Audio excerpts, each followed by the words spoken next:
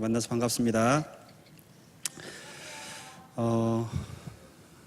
처음 보시는 분들이 많은 것 같은데 저도 여러분들 처음 보고요. 온 지 한 5개월 정도 된 것 같습니다. 저는 서석범 목사고요. 나눔 이마을, 여러분들이 나중에 나이 들어서 오실 나눔 이마을과 목사님 수행을 담당하고 있습니다. 오늘 여러분들과 같이 창세기 41장 14절에서 16절 말씀, 하나님이 요셉의 옷을 갈아입히시사라는 제목으로 여러분들과 말씀을 나눌 때 여러분들에게 부디 하나님의 은혜가 또한 성령의 열매가 맺혀지는 역사가 일어날 수 있도록 기도하겠습니다. 여러분들 보면 옷을 되게 다 깔끔하게 잘 입고 오셨어요. 패션에 관심들 많으신가요? 패션에 관심 많으신 분이 앞에 자매가 한 명 있는 것 같은데 뿐만 아니라 많이들 계시겠죠? 근데 패션을 따라하면 여러분들 주로 무엇을 보고 그 옷을 따라하죠? 텔레비전 보고 따라할걸요? 드라마 보고 따라하거나 배우 옷 입는 거 보고 따라하거나 그럴 거예요. 그죠? 누가 차고 나온 머플러, 귀걸이, 가방, 코트 하면 바로바로 품절되는 일들도 있고 옷뿐만 아니라 자동차, 집, 세탁기 이런 것들도 같이 판매가 되긴 하죠. 저도 모배우가 끼고 나오는 선글라스가 탐나고 있는데 아내가 아직 안 된다 그래갖고, 물론 그 선글라스를 낀다고 해서 그 배우의 얼굴이 되는 건 아니지만 또 갖고 싶은 건 어쩔 수가 없더라고요. 근데 제가 오늘 여러분들과 같이 이 옷 이야기를 하는 이유는 왜냐하면 이 배우에게 있어서 이 패션, 이 옷이란 건 그냥 옷을 알몸을 감춰주는 그런 소품 이외에 좀 더 많은 의미를 담고 있기 때문입니다. 그 옷은 배우의 성격 그리고 신분, 처한 상황을 극대화할 수 있는 아주 중요한 도구입니다. 그렇기 때문에 드라마 내용에 열광하고 배우의 연기에 열광하는 것만큼 배우가 입고 있는 옷 그리고 소품에 관심을 보이는 것은 전혀 이상한 일이 아니라는 거죠. 오늘 여러분들과 나눈 이 말씀에 나온 주인공의 이름이 바로 요셉입니다. 그죠? 요셉. 유치원부터 초등학교 아이들 대상으로 설교하면 주로 나오는 인물들이 몇 명 있어요.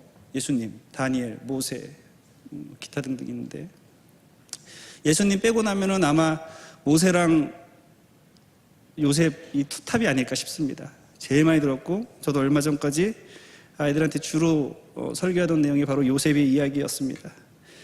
자, 여러분들 요셉에 대해서 얼만큼 알고 계시죠? 요셉에 대해서 얼만큼 알고 계시죠? 딱 생각나는 거 하나 있죠. 꿈쟁이, 꿈꾸는 요셉, 꿈꾸는 자.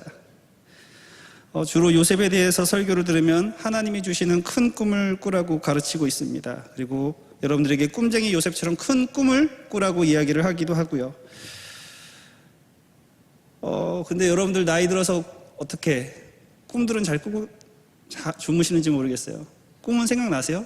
자고 일어나면 꿈은 생각나세요? 아이들은 꿈이 생각나거든요. 아이들은 꿈이 생각나요. 무슨 꿈을 꿨어? 여러분들은 꿈도 생각 안 날 거예요. 피곤하잖아요. 무슨 꿈을 꾸었는지도 피곤한 이 세대에게 큰 꿈을 꾸라고 하면 여러분들 감당할 수 있겠어요? 이제부터 열심히 잘 꾸기 위해서 여러분들 무엇을 해야 되냐? 잘 쉬셔야 돼요. 근데 쉴 수 있겠어요? 오늘 이 요셉의 옷을 중심으로 이야기를 나눌 때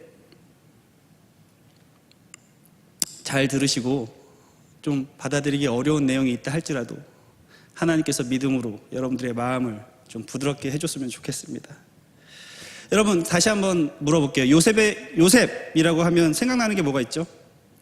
요셉, 총리, 지혜로운 자. 막 설교 내용 탁 요약해보면 성공의 대명사라고 배웠을 거예요. 일개 부족민의 아들이 노예로 팔려갔다가 탁월한 능력을 발휘해서 대국 이집트의 총리 대신이 되기까지의 그 성공 스토리. 그래서 여러분들도 하나님이 주시는 큰 능력으로 많은 사람들 도울 수 있는 총리 같은 사람이 되어라, 요셉 같은 사람이 되어라가 바로 이 요셉의 주된 핵심 내용이었을 거예요. 그래서 이러한 드라마틱한 요셉의 이야기를 두고 디즈니에서도 재미있는 만화 영화를 만들었죠. 이집트 왕자 2라고 아주 재밌게 잘 봤습니다. 그런데 여러분들에게 있어서 이 총리가 되어라 라는 걸로 설교가 끝나면 참 좋겠지만 여러분들도 이제 나이가 있으니까 좀 더 다른 이야기를 들어야 될 것 같습니다. 빛이 강하면 그림자는, 그 이면에 드려진 그림자는 더욱더 짙은 법이고, 요셉 역시도 그 그림자가 굉장히 짙은 사람입니다. 성경을 잘 보면 요셉은 결코 성공할 수 없는 사람입니다. 요셉은 이렇게 살아서는 안 됐어요. 분명히 어디 찌그러져 있어서 알코올 중독에 피폐해져 갖고 그렇게 삶을 맞춰갈 수밖에 없는 그런 사람입니다. 왜냐하면 형들한테도 팔리고, 믿었던 주인한테도 배신당하고, 믿었던 사람들한테 배신당하고, 그렇게 계속해서 배신당하는 이야기가 바로 요셉의 이야기예요. 한번 요셉을 한번 살펴볼까요? 어렸을 적의 요셉을 한번 살펴볼게요. 요셉에게 있어서 제일 문제점은 무엇이냐? 바로 아빠가 문제예요. 아빠가 문제입니다. 요셉의 아빠가 누구죠? 야곱은 굉장히 삐뚤어진 인물입니다. 자기 합리화의 달인이고, 일단 그 자신이 아버지의 사랑을 받지 못한, 편애를 받지 못한 아들이었어요. 그렇기 때문에 그 자신도 역시 편애를 합니다. 누구를 사랑하죠? 요셉과 베냐민을 편애하고 그 외의 다른 형들에겐 관심을 두지 않습니다. 자, 아버지가 있고요. 두 번째, 형들도 만만치가 않아요. 그의 큰형 르우벤은 아버지의 첩, 그러니까 한마디로 자신의 어머니의 뻘과 연애를 하는, 아버지의 아내를 빼앗는 그런 사람입니다. 그리고 그 둘째 형, 셋째 형 시므온과 레이는 아주 잔인하고 난폭하고 간교한 인물입니다. 이 두 명이서 한 부족을 멸망시킨 일도 있어요. 거기다 야곱은 어머니도 일찍 돌아가셨죠. 아버지의 편애로 형들은 매번 질투하죠. 이런 상황 속에 있는 사람이 바로 요셉입니다. 자, 그렇다면 요셉은 어떤 사람인가? 여러분, 요셉은 착한 사람일까요? 나쁜 사람일까요? 착한 사람일까요? 나쁜 사람일까요? 네? 자, 요셉의 성격을 알 수 있는 구절을 한번 읽어볼게요. 아버지야 하나님의 사랑을 받는 걸 요셉은 너무나 잘 알았어요. 요셉은 자신의 재능이 무엇인지를 알았거든요. 하나님이 나에게 주신 선물이 무엇인 줄 알았어요. 어느 날 성격 더러운 형들을 다 불러놓아 놓고서 이렇게 이야기합니다. 창세기 37장 6절에서 7절 말씀입니다. 한번 띄워줄 수 있나요?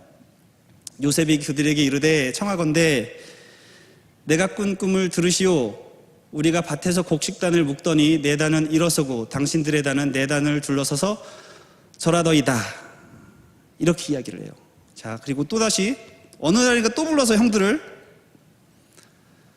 9절입니다. 요셉이 다시 꿈을 꾸고 그의 형들에게 말하여 이르되 내가 또 꿈을 꾼즉 해와 달과 11별이 내게 절하더이다 하니라. 이 꿈이 무슨 뜻이겠어요? 이건 특별히 꿈의 해석 기술이 없어도 뻔히 보이는 뜻이 있어요. 해석이 있어요. 그런데 이 요셉은 성격 더러운 걸 뻔히 아는 형들을 불러다 놓고 이걸 공공연하게 이야기를 해요. 요셉도 만만치 않은 성격이었어요. 그러니까 요셉의 꿈꾸는 능력은 문제가 없어도 요셉 그 자체에게는 굉장히 큰 문제가 있었습니다. 요셉은 교만했고 형제들 앞에서 자신을 의도적으로 높이는 사람이었고, 그렇기 때문에 하나님의 은혜를 남용하는 그런 사람이었습니다. 이 결코 착하지 않은 이 요셉의 드라마를 통해서 여러분에게 특별한 도전이 주어지길 바랍니다. 요셉은 다른 사람이 아니라 바로 여러분들 자신일 수도 있고 여러분들 가까이 있는 사람일 수도 있어요. 하지만 부디 여러분들 자신의 이야기가 되길 바랍니다. 요셉의 이야기를 통해서 여러분들에게 주고 싶은 이야기는 성령의 은사와 성령의 열매, 이 두 가지의 구분을 하라는 거예요. 성령의 은사와 성령의 열매는 너무나 다른 이야기입니다. 그런데 여러분, 많은 사람들이 이 사실을, 이 설명을 듣고 나면 설명의 열매를 얻는 것이 아니라 설명의 은사만을 원하는 사람들이 많아집니다. 어떤 목사님이 성령의 은사와 성령의 열매에 대해서 열심히 설교를 했어요. 300명 대상을 두고. 그리고 나서 이렇게 말을 합니다. 청중들에게. 성령의 은사를 받고자 하는 분은 강단의 왼쪽으로, 그리고 성령의 열매를 얻고 싶은 분은 강단의 오른쪽으로 나오십시오 이야기를 했더니만 290명이 왼쪽에 10명이 오른쪽에 이렇게 나왔을 정도로 성령의 열매는 우리 크리스천들조차 꺼리는 그런 내용이죠. 그런데도 불구하고 여러분들에게 성령의 열매가 주어지길 바랍니다. 자, 다시 한번 옷 이야기로 넘어가서 여러분, 요셉 하면 어떤 옷이 생각나죠? 색동옷, 채색옷, 흔히들 꽃가옷이라고 불리는 이 옷을 요셉이 입습니다. 이 색동옷은 야곱이 요셉을 얼마나 사랑하는지를 보여주는 옷이에요. 내 귀하고 사랑하는 아들에게 네 아들을 존귀하게 높이고 싶은 소망이 이 채색옷에 담겨 있어요. 그런데 이 채색옷은 내가 사랑하는 아들이다라는 뜻뿐만이 아니라 어떤 뜻도 담겨 있냐면 장자다. 이 색동옷을, 이 채색옷을 입은 사람은 우리 집안의 장자다라는 뜻이 담겨 있어요. 여러분 놀랍지 않으세요? 야곱은 장자가 되고 싶었지만 장자가 될 수가 없었어요. 그래서 이 장자권을 뺏어야만 했어요. 그로 인해서 겪었던 자신의 억울함을 다시 요셉을 통해서 풀려고 하는 이 시도가 눈에 뻔히 보입니다. 그런데 여러분, 이것이 어떠한 문제를 일으키냐면 자신이 겪었던 이 골육 상잔의 비극도 똑같이 겪게 된다는 것이죠. 어떤 부모님들은 자식이 태어나면 자녀들에게 이것저것 많은 것을 투영해요. 이거 시켰으면 좋겠어. 내가 못 이뤘던 것들, 하고 싶은 것들을 내 자식이 좀 해줬으면 좋겠어 라는 그런 것들을 많이 투영시키기 시작해요. 그래서 그걸 강요하는 부모들도 많이 있어요. 야곱 역시 마찬가지였을 겁니다. 자신의 마음속 장자인 요셉, 사랑하는 라헬에게서 났던 이 첫 아들 요셉을 장자 삼아서 귀하게 키우고 싶었을 거예요. 평생을 채색옷을 키우고 싶었지만 요셉에게 입혔던 이 야곱의 채색옷은 나중에 어떻게 되나요? 우리의 인생을 생각해 봅시다. 우리의 인생은 부모가 꿈꾸는 대로 아니면 내가 꿈꾸는 대로 사람이 원하는 대로 흘러가지는 않습니다. 긍정의 힘이라든가 간절히 원하면 우주가 도와준다는 그런 메시지가 계속해서 나오는 이유는 결국 우리의 인생이 우리의 뜻대로 원하는 대로 간절히 소원하는 대로 이루어지지 않는다는 것을 반증합니다.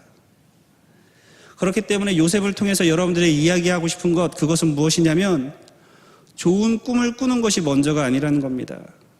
뛰어난 능력이 성공의 길이 아니라는 거예요. 다만 받은 은사만큼의 은혜가 그 사람에게 있느냐?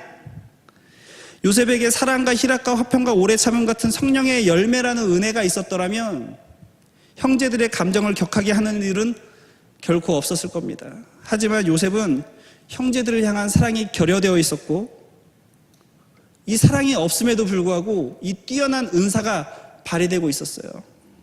이 사랑 없는 은사로 인해서 요셉은 이 형들에게 옷을 찢기고 구덩이로 쳐넣어지지요. 물론 이 르우벤은 이 요셉을 살리려고 했고 그의 형 유다에 의해서 간신히 살아남아서 이집트로 팔려나가게 됩니다.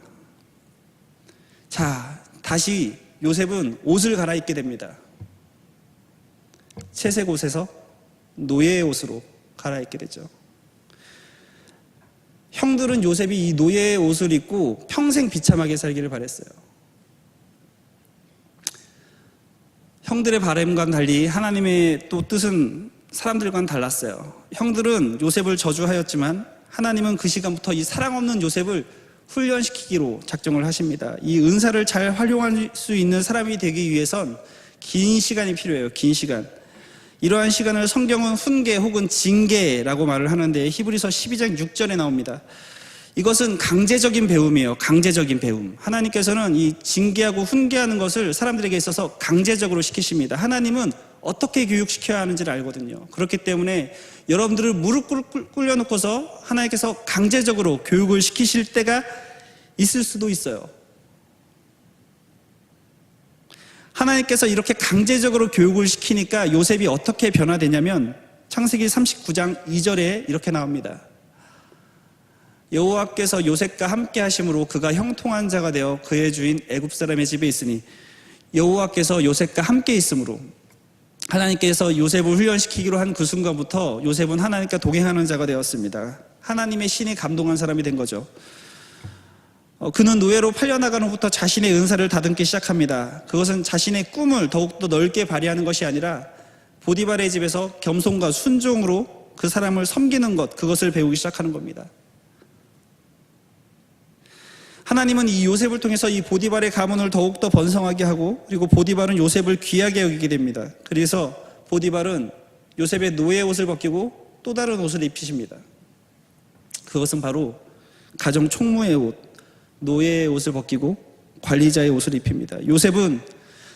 보디발은 요셉을 가정 총무로 삼고 자신의 소유를 다 그의 손에 위탁합니다. 보디발은 요셉을 너무나 사랑해서 자신의 관리인으로서 평생을 함께하기를 원했습니다.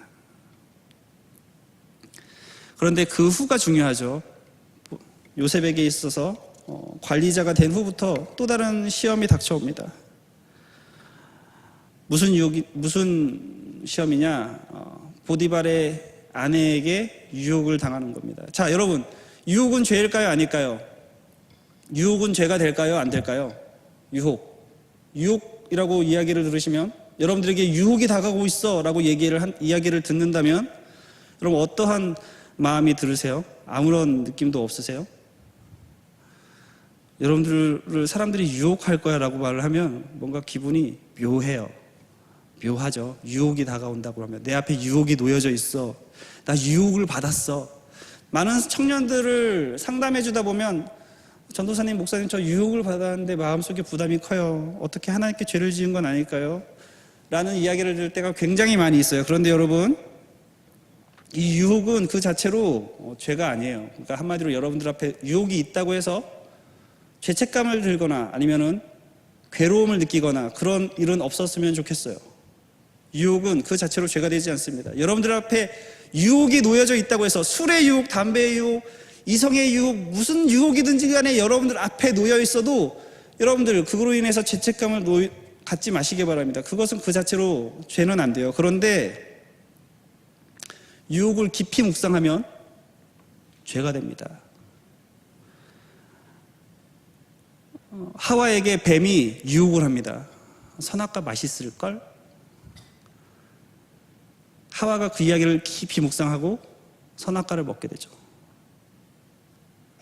다윗이 어느 날 낮잠을 자다가 일어나 성전을 거늡니다. 그런데 저 아래를 보니까 여자가 목욕을 하고 있는 거예요. 근데 목욕을 하고 있구나, 그냥 지나치면 될걸? 그 몸을 묵상하다가 죄를 저지르게 되죠. 여러분들 앞에 유혹이 다가온다. 그것은 떨쳐내는 것이지 묵상하는 것이 아닙니다. 오히려 묵상을 하려면 말씀을 묵상하시기 바랍니다. 그것이 여러분들의 유혹을 이겨낼 힘을 줄 것입니다. 아무튼 요셉이 유혹을 받았을 때 보디발의 아내가 그의 옷깃을 부여잡습니다. 그러자 이 요셉은 그 관리자의 옷을 벗어 던지고 도망을 갑니다. 그리고 나서 어떻게 되죠? 감옥에 가죠. 자, 사랑하는 여자가 사랑하는 남자를, 물론 이 남자는 이 여자를 사랑하진 않지만 과감히 유혹할 만큼 사랑하다가 한순간에 미워하고 냉랭해지고 증오하기 시작합니다. 저도 아내랑 16년을 알고 지내지만 그 마음을 알다가도 모르겠습니다. 나는 잘 알아요 하는 사람 다 뻥이에요. 그런 일례로 얘기 하나 해드릴까요? 예전에 20대 후반에 미국 출장길에 뉴욕 우드버리라고 굉장히 큰 아울렛이 있어요. 자, 여기서 프라 백이 80% 클리어런스 세일을 하니까 한국에서 상상도 할 수 없는 가격으로 크고 아름다운 백을 사다 주었죠. 구 여친 현 아내 그분께서 굉장히 좋아하셨죠. 어머, 이런 걸. 그리고 나서 이제 데이트를 하다가 어느 날 신촌거리를 걷고 있다가 삐졌어요. 걷고 있는데 삐졌어. 왜 삐졌을까요? 가판대 귀걸이를 안 사줘서 삐졌어요. 3일 전에 백을 사줬는데 그거 하나 때문에 많은 걸 느꼈습니다. 10번을 잘해줘도 한 번을 잘못하면 11번 잘못한 거예요. 지금은 좀 많이 서로 성격이 수그러져서 잘 살고 있긴 하지만, 자, 잘못했어요 라고 말을 하면 됐어요. 여기까지. 뭘 잘못했는지 아냐고 그때부터 따지기 시작하는데 끝이 없어요. 아마, 자, 다시 성경의 이야기로 넘어가서 요셉이 보디발의 아내를 이 유혹을 뿌리치고 나왔을 땐 천사들이 가장 기뻐했을 거예요. 예수님도 이 유혹을 다 이기셨을 때 천사들이 나와 수종을 들었거든요. 요셉 역시 이 유혹을 이기고 나왔을 땐 천사들이 굉장히 기뻐했을 겁니다. 그런데 요셉은 그걸 느낄 수가 없었습니다. 사실 이 유혹, 사람으로서 이성의 유혹을 뿌리친다는 건 굉장히 큰 영광스러운 성공의 순간이에요. 많은 하나님의 일꾼들 중 75%가, 빌리 그레이엄 목사님께서 말씀하시기를 하나님의 유능한 일꾼 중 75%가 무엇으로 넘어지느냐? 사탄이 꿈기는 성적 유혹에 넘어갑니다. 사실 이 요셉은 보디발의 아내랑 완벽한 미래를 즐길 수 있었을 겁니다. 당시엔 아무도 없었고 보디발의 아내가 이것을 누설할 이유도 없었고 당시 집에는 진짜 둘 외에는 아무도 없었기 때문에 그냥 그 둘만 입만 다물면 평생 좋은 관계가 지속될 수 있었을 거예요. 그런데 요셉은 하나님 앞에 죄짓기를 거부합니다. 여러분들이 죄를 지을 때 그 사람에게 죄를 짓는 것이 아니라 하나님에게도 죄를 짓는 것임을 알아야 합니다. 요셉은 그것을 알았어요. 하나님께 죄 짓는 것을 거부했습니다.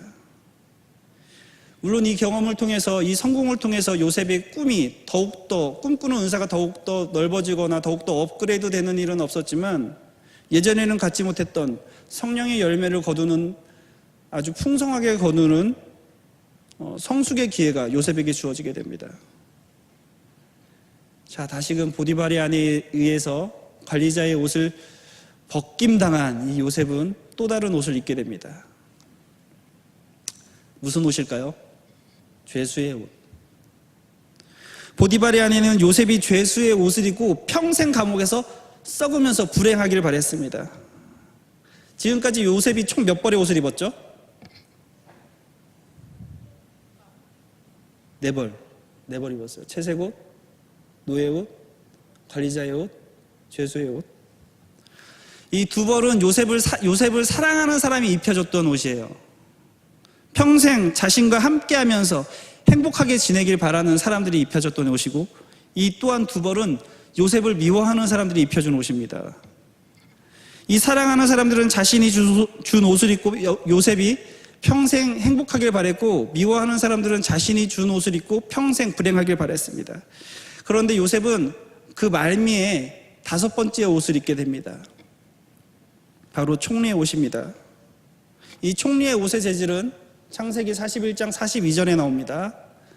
창세기 41장 42절에 어떠한 재질로 되어 있죠? 세마포로 되어 있습니다. 이 세마포라는 것은 성경에서 굉장히 중요한 의미를 지닙니다. 그것은 무엇이냐면 요한계시록에서 예수님께서 그의 거룩한 성도들에게 입혀주는 옷을 바로 세마포 옷이라고 합니다. 하나님이 입혀주시는 옷이 바로 세마포 옷이에요. 이 성도의 세마포 옷은 누구도 벗길 자가 없고 하나님이 입혀준 옷은 누구도 벗길 자가 없습니다. 하나님이 쓰시기로 작정한 자는 아무도 끌어내릴 수가 없습니다. 여러분들도 역시 하나님이 쓰시기로 작정한 자가 되길 바랍니다.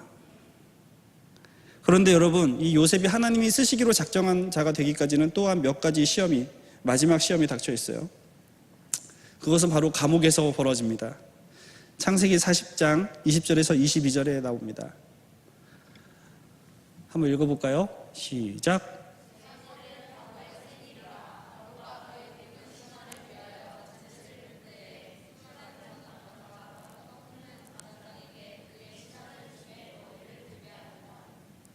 바로의 술 맡은 관원장은 전직을 회복하며 그가 잔을 바로의 손에 받들어 드렸고, pot 굽는 관원장은 매달리니 요셉이 그들에게 해석함과 같이 되었으나,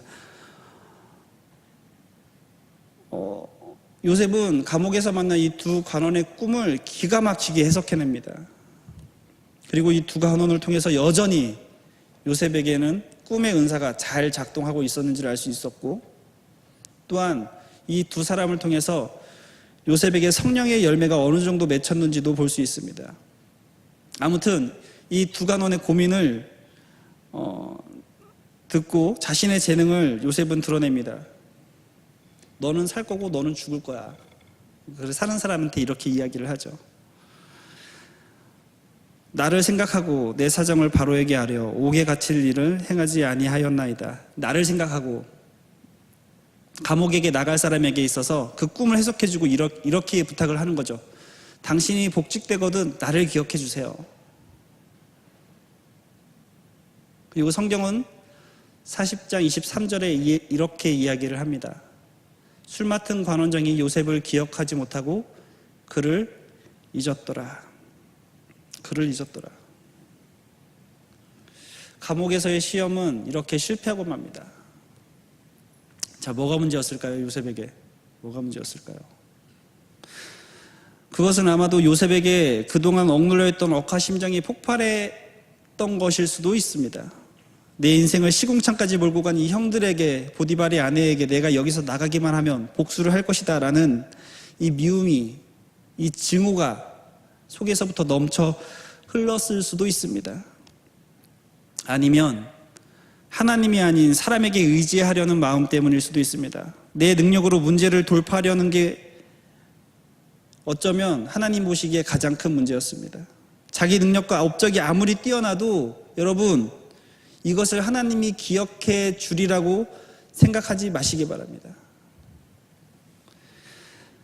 내 옆 사람이 나보다 더 큰 능력이 있어서, 그리고 아는 사람들을 도울 수 있는 힘과 능력이 있어도 여러분들의 인생을 누군가에게 청탁하지 마시기 바랍니다.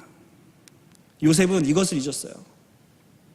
요셉이 하나님과 동행하던 때, 이 노예 시대 때에는 자신의 능력이 아닌 겸손과 순종으로 살던 때였습니다. 그 순간마다 사랑을 배우고 성령의 열매를 거두던 그런 시기였습니다. 그로 인하여서 요셉을 통하여 많은 사람들이 복을 얻었습니다. 그런데 요셉은 감옥에 갇히자마자 막막함을 느꼈고 자신의 능력과 사람에 의존하게 되었습니다. 이 사랑 없는 은사를 남발하던 이 요셉은 여전히 사랑 없는 사람이었고 하나님과 동행하는 법을 잃어버린 신앙인이었습니다. 신앙인이 하나님과 동행하는 법을 잃어버리면 어떻게 되는 줄 아세요? 힘이 없어져요. 무기력해지고 나약해지죠. 저와 여러분은 주님의 심판대 앞에 설 것입니다. 여러분들 하나님께 심판받지 않는다고 생각하시면 안 돼요. 여러분들도 다 하나님께 심판을 받습니다. 여러분들의 행위대로 심판을 받는데, 여러분들이 은사를 어떻게 사용했는지, 그리고 그 은사가 이끄는 대로 살았는지에 대해서 정확하게 판단을 받을 겁니다. 그런데 여러분, 이 은사 때문에 여러분들은 벌은 받을지언정 상을 받지 않아요. 은사를 아무리 잘 사용해도 여러분들에게 주어지는 상은 없습니다. 요셉은 예언적 꿈을 꾸고 그것을 해석할 수 있는 능력으로 칭찬받지는 않습니다. 무엇으로 상을 받느냐? 순종으로 상을 받습니다. 하나님께 순종하시기 바랍니다. 고린도후서 5장 10절에 이렇게 나오죠. 이는 우리가 다 반드시 그리스도의 심판대 앞에 나타나게 되어 각각 선악간에 그 몸으로 행한 것을 따라 받으려 함이라. 우리가 천국에서 상을 받고 안 받고는 은사의 크고 작음에 상관없이 받은 은사를 인정하는 것과 그 은사대로 여러분들이 순종하는 것, 그것에 달려 있습니다. 우리에게 주어진 영역 안에서, 여러분들에게 주어진 이 은사 안에서 살면 여러분, 그것이 참으로 복된 길입니다. 여러분들이 얻을 승리가 있어요. 어떤 승리를 원하십니까? 전반전의 승리를 원하시면 안 돼요. 여러분들이 얻을 승리는 최후 승리입니다. 마지막 때, 심판대 앞에서 하나님께 잘했다, 수고하였다 라는 이 한마디가 여러분들에게 있어서 가장 큰 상급이 되길 바랍니다. 최후의 승리를 얻으시기 바랍니다. 이 요셉은 사람들에게 완전히 잊혀지게 맙니다. 여기서 이야기가 끝이 나면 설교도 끝이 나려만 아직 끝이 난 게 아니더라고요. 요셉이 다시금 성경에 등장하는 시기가 있어요. 감옥에 갇힌 뒤로부터 술 맡은 관원이 그를 잊은 후로부터 만 2년 후에, 정확하게 이렇게 나옵니다. 만 2년 후에 성경에서 이렇게 정확하게 숫자가 나온다는 것은 빼먹지 말고 잘 살펴보라는 이야기입니다. 사도행전 7장 29절 30절에 모세가 광야에서 부름받는 내용이 나옵니다. 그때 성경은 이렇게 나오죠. 사도행전 7장 30절 29절 30절 쭉 30절 한번 보여주시겠어요? 40년이 참에 천사가 시내산 광야 가시나무 떨기 불꽃 가운데서 그에게 보이거늘. 뭐라고 나왔죠 여러분? 40년이 참에. 때가 찬다 라는 표현은 서양적인 표현일까요? 동양적인 표현일까요? 우리 민요에 보면 달이 차오른다, 아닌가? 아무튼 이 민요나 표현에서 달이 찬다라는 표현을 해요. 달이 차고 기운다, 달이 찬다. 아무튼 이것은 시간은 그냥 지나간다, 시간은 흘러간다라는 뜻이 아니라 시간은 차는 것이다 라는 표현이죠. 이 구절을 위클리프 번역 버전에 보면 이 모세 이야기를 이렇게 말을 합니다. When Moses fulfilled 40 years. fulfill. 이 2년이라는 시간이 차오르는 동안에 요셉은 무엇을 했을까요? 감옥에서 그냥 썩고 있었을까요? 근데 분명히 이 요셉의 인생은 노예로 팔려가던 그 순간부터 어떤 인생이었느냐? 아니, 그의 태생 자체가 하나님께서 책임지시는 인생이었어요. 여러분들의 인생도 다 하나님께서 책임지시는 인생이에요. 그런데 한순간 술 맡은 간원과 그 위에 바로에게 의지했습니다. 그리고 밤낮 없이 좋은 소식을 기다렸습니다. 사람을 의지하기 시작했습니다. 일주일, 한 달, 두 달, 석 달, 길면 반년, 어쩌면 1년을 기다렸을 수도 있어요. 사람의 좋은 소식을 들고 오기를, 내가 이곳에서 나가서 벼슬을 얻게 되기를 기대하고 있었을 수도 있습니다. 하지만 요셉을 기억하는 사람은 아무도 없었어요. 결국 아침마다 사람을 의지하고 자기 전까지 사람을 기다리던 이 요셉의 마음이 완전히 회복되기까지는 2년이라는 시간이 흘렀습니다. 2년이라는 시간이 지났습니다. 사람을 바라보며 내 능력을 바라보며 발버둥치던 이 요셉이 아니라 이제는 잠잠하게 하나님만 바라보는 이 요셉으로서 완전하게 성숙되기 시작한 것이죠. 하나님을 의지하는 자, 하나님을 믿고 기다리는 자에게 있어서 시간은 just passing, 그냥 지나가는 것이 아니라 아까도 말씀드렸다시피 풀필, 차오르는 시간이 되는 줄 믿습니다. 여러분들의 인생에서 반드시 사람에게 의지하고 싶은 순간이 올 거예요.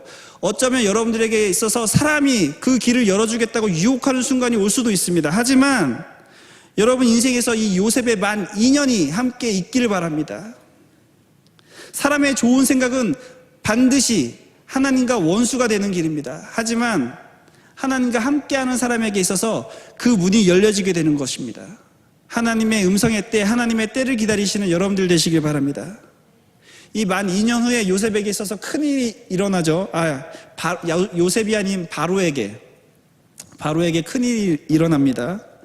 이 바로가 보통 평범하지 않은 꿈을 꿨는데 이 꿈이 해석이 안 되는 겁니다. 하나님께서 다 막으신 거죠. 해석하지 못하도록. 그때 술 맡은 간원이 자신이 감옥에서 겪은 일을 바로에게 말을 합니다. 자신의 꿈을 풀이해줬던 그 한 청년이 생각나기 시작한 겁니다. 바로는 그 즉시 요셉을 데려오라 말합니다. 그 순간에 요셉은 감옥에 있었겠죠. 아주 행복하게 지내고 있었을 거예요. 이제는 사람에 대한 기대도 희망도 품지 않고 이제는 다시금 하나님과 동행하며 하나님과 대화하는 그런 시간을 갖고 있었을 겁니다. 하나님과 동행하니까 얼마나 행복했겠어요. 예전에는 이 감옥문이 언제 열리나, 사람이 언제 들어와서 내게 좋은 소식을 알려줄 것인가에 대한 기대감이 가득 차 있었고 불안감이 가득 차 있겠지만 이제는 하나님만 바라보니까 그런 것이 다 사라졌어요. 그냥 그 안에서 참된 기쁨 가운데 거하고 있었을 거예요. 그 순간 감옥의 문이 열립니다. 사랑하는 여러분, 오늘 본문에 감옥문이 열리는 것은 요셉이 열은 걸까요? 아니면 누가 열어준 걸까요? 우리 청년들이 얼마나 힘든지 알아요. 얼마나 바쁜지도 압니다. 얼마나 마음속에 불안이 있는지도 알고 있습니다. 열심히 살고 성공하고 싶죠. 잘 되고 싶죠. 여러분들 미래에 불안감이 없기를 원하시죠? 하나님께서 여러분들의 문을 열어주시길 바랍니다. 하나님께서 여러분들의 문을 열어주시기 바랍니다. 그런데 이 하나님을 믿는 자는 어떤 사람들이냐? 하나님이 문을 여실 때까지 기다리는 사람들입니다. 여러분들이 문을 여는 것이 아니라 하나님께서 열어줄 때까지 기다리는 사람들, 이런 사람들이 신앙인입니다. 요셉의 감옥문은 왕의 명령을 받은 자가 열어준 것입니다. 그리고 요셉은 다시는 감옥에 갇히지 않았습니다. 하나님이 문을 열면 다시 닫을 자가 없습니다. 이것을 믿으시는 분들에게 하나님이 문을 활짝 열어주실 줄 믿습니다. 여러분들의 인생의 문이 열리게 될 줄 믿습니다. 요셉은 감옥에 돌아가는 대신 또다시 옷을 입게 되죠. 그것도 아까 말씀드렸다시피 총리의 옷, 성도의 세마포 옷입니다. 이후의 일들은 여러분들 잘 알고 계시죠? 많은 이웃 나라들을 구했고 그의 동족들을 구했고 다시금 이집트를 큰 대국으로 키우는 것이 바로 요셉의 능력이었습니다. 아무튼 총리 옷을 입은 총리가 된 이 요셉은 이전보다 더 큰 힘이 생겼어요. 힘이 생겼다는 것은 한마디로 복수를 할 수 있는 능력이 생겼다는 거죠. 형들에 대한 복수, 보디발의 아내에 대한 복수, 이 모든 것들을 그냥 이룰 수 있는 힘이 주어졌습니다. 그런데 어디에도 요셉이 복수했다는 이야기는 나오지 않습니다. 오히려 창세기 45장 21절에 이렇게 나오죠. 이스라엘의 아들들이 그대로 할세 요셉이 바로의 명령대로 그들에게 수레를 주고 길 양식을 주며 22절에는 이렇게 나옵니다. 옷을 주었다. 자신의 옷을 찢은 형들을 만나서 귀한 옷을 선물해 주는 사람이 바로 요셉이 되었습니다. 이전에 요셉은 사랑이 결여된 은사자였습니다. 하지만 하나님 보시기에 정말 쓸모없는 사람이 또한 요셉이었습니다. 여러분들이 아무리 큰 능력이 있고 많은 은사가 있다고 할지라도 사랑이 없으면 하나님 보시기에 쓸모가 없는 사람들입니다. 아무 소용이 없는 자들입니다. 그리스인 조르바, 소설의 주인공 그리스인 조르바가 그 주인공에게 이렇게 이야기를 합니다. 하나님은 위대하시죠? 암요, 위대하시고 말고요. 왜냐하면 하나님은 그냥 다 용서하시거든요. 그리스인 조르바가 하나님을 위대하다고 이야기하는 이유는 바로 그의 용서의 능력 때문이었습니다. 이 용서는 사랑을 바탕으로 발휘되는 능력이죠. 요셉의 환경이 어땠든 그의 성품이 어쨌든 그리고 그가 어떠한 역경을 겪었든지 간에 하나님은 그것을 다 선한 것으로 바꾸시사 요셉을 용서하는 신앙인의 한 표상, 바로 예수 그리스도의 모델로 삼아주십니다. 요셉처럼 원수된 자들에게 사랑을 베푸는 것이 바로 예수님의 마음입니다. 오늘 우리 청년들이 하나님이 주시는 옷을 입으시기 바랍니다. 하나님이 주시는 옷, 이것은 다른 데 있는 것이 아니라 성령의 열매를 거두는 데 있어서 그렇게 입게 되는 줄 믿습니다. 여러분들이 다 예수님을 닮아가길 원합니다. 설교가 길었습니다. 우리 이 시간 온전케들이 다 같이 찬양하시겠습니다.